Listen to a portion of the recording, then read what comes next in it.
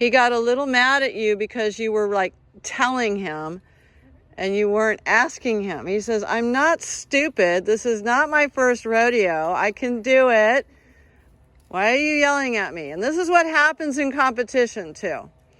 Okay, we get all like, oh my God, everybody's watching me, and it's, oh, I got to do this really well, you know, and we're just practicing, right? And we put a lot of pressure on ourselves, and when we do, we inadvertently put pressure on our horse.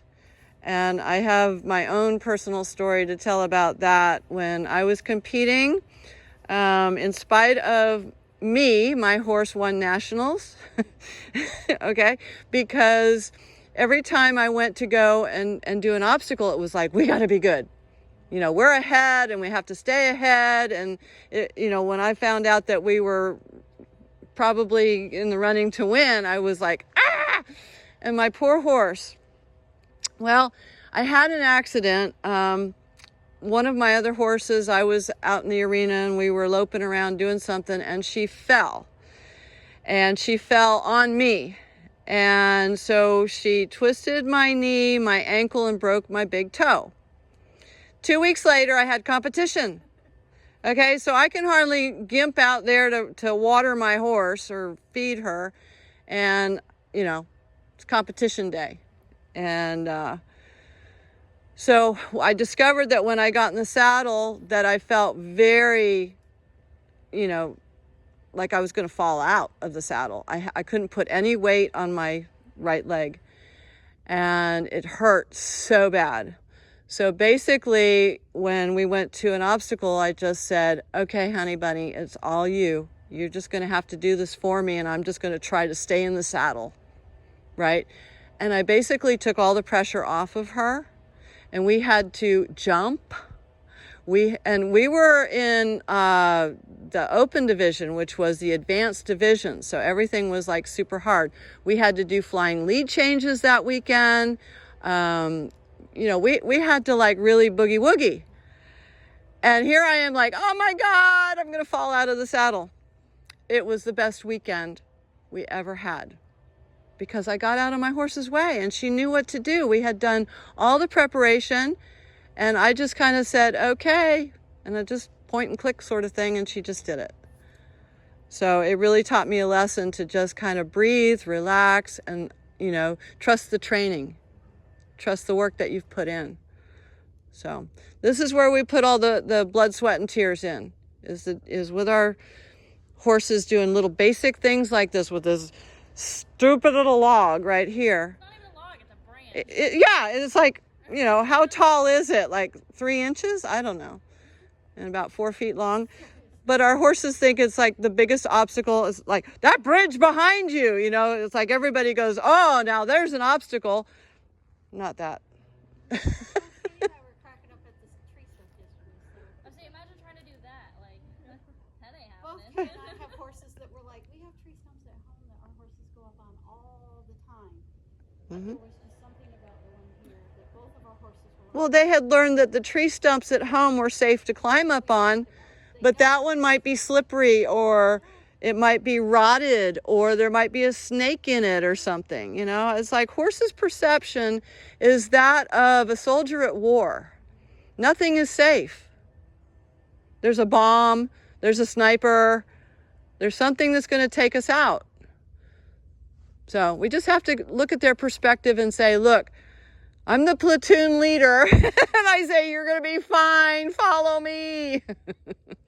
It's a huge ask. It really is. So, but the more we work with our horse and spend time with our horse, and not just like, you know, hanging out is really important, you know, undemanding time, but we really need that. Let's put it to the test. Let's put the relationship to the test. And that's what I call money in the bank. All right. If you're putting money in the bank to save up for something big someday I'm going to buy my own house. All right. Well, you got to save up, right? With your horse, you want to go out and do competition or a big trail ride with 500 other riders. Well, you better have some money in the bank. You better have some relationship built up, because you're going to get out there and your horse is going to go nuts and buck you off.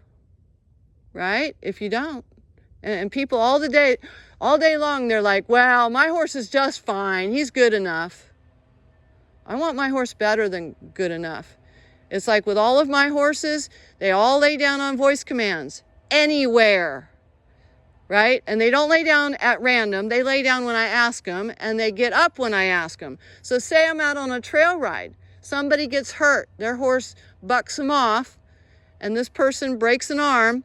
I could lay my horse down and put somebody on him or her, and we could ride out. I think that's kind of handy.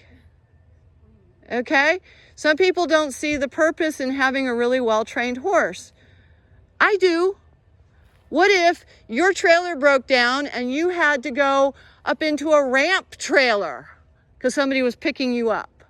And your horse says, oh, I don't do ramps. Well, now you're on the side of I-75. Now what? You know, no, your horse has to say, you can cash in. Yeah. We bought that house, you know, because we saved up. Any comments or questions or not so far? We'll have some. Well, yeah, hopefully, because, you know, there's people that are going to be watching this video and, you know, what are they going to be thinking? What are they going to be asking? And so if you do have any questions, please do ask. There are no stupid questions. I do have one, and it's just a matter of I don't know anything about making the horse go sideways. I just learned. How do you make the connection on the back? I mean, obviously we aren't ready for that right now. But Yeah. So if you are, how do you make that connection to on the back? right. So there's steady pressure and rhythmic pressure, right? So you could use your fingers on the ground to teach your horse to move its shoulder, right? And if the fingers didn't work, then you might use your popper to say, no, this is what I mean. You need to move over. So when you ride, what are you using? You're using your reins and your legs, right? So you should be able to put your leg on that shoulder and direct with the rein to step to the side, just like you did with your lead rope, and the horse will understand. Okay. So you're just taking the same cues to the saddle. You know, and you can always get off. You know, you don't have to like get up there and get really pushy and bossy with your horse and scare your horse and get bucked off. You can just step down. Nancy Slater says you can always get off your horse to let them know what you want. You don't just go, oh, well, we can't do it, so I'm going to go give you some feed and hay and go back to the barn. You're going to say, this is what I mean, right? So it's not like the horse wins when you get off. You're just saying, I'm going to be safe about this, and I'm going to give you the cue so that you go, oh, it's just like on the ground, but now you're in the saddle. And I swear the horse has that blinding flash of the obvious, and they go, oh, you mean this? That light bulb moment. Ding. The light bulb moment, and you go, that's what a good baby, right? That's when you reward them heavily, okay? When you can get back in the saddle and you can get that horse to perform and move that body part for you just as good as you can on the ground, then it's time to go for ice cream, right? But really, you have to reward. There are a lot of people are like, okay, well, let's do it 10 more times because it wasn't good enough. And when we were working on this log over here, you know, you could push your horse so far that they're just like, I can't make you happy, so now I'm going to kill you or run away. You know, and these are 1,000-pound animals, and they can hurt you, and they can push you over, and they can pull the rope out of your hand. So let's not cause them to want to kill us and run away. Let's not blame the horse for being crazy. Let's look at ourselves and say, how could I be more clear? How could I be less demanding and more happy with their try?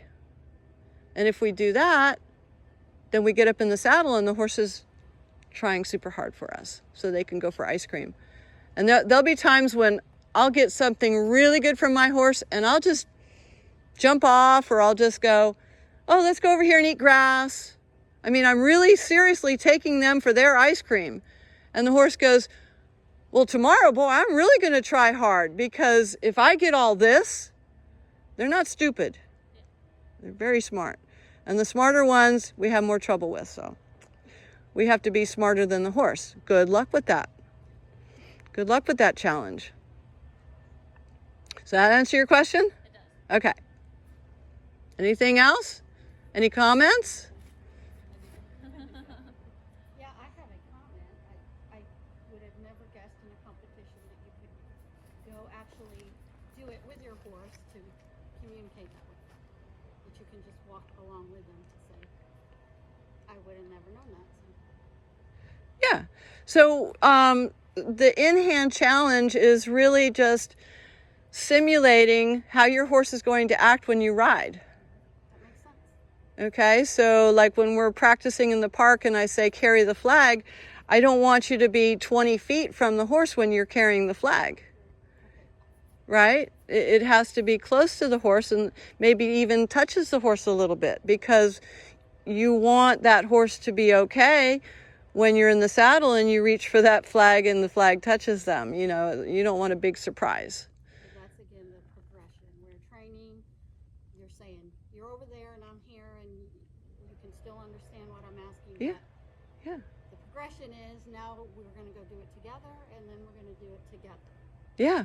Okay. So the only thing that changes between your in-hand and your riding is your position.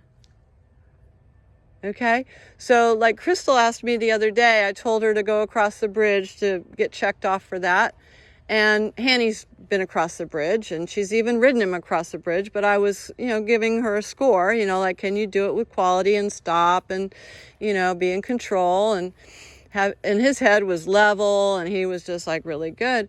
But she said, well, should I do it from the front?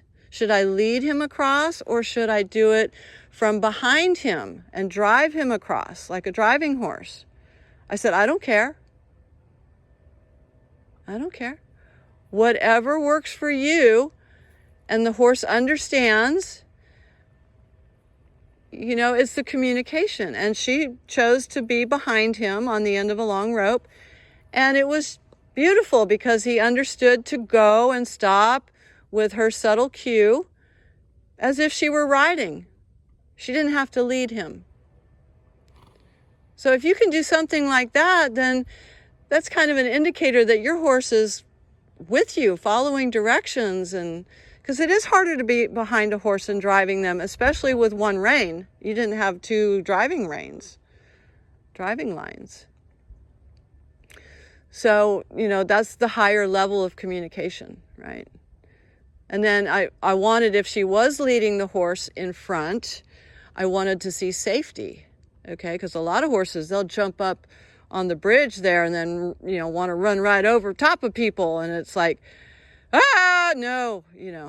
So I want to see everything on the ground before the big bridge. It's not about get her done and die, but yeah, control.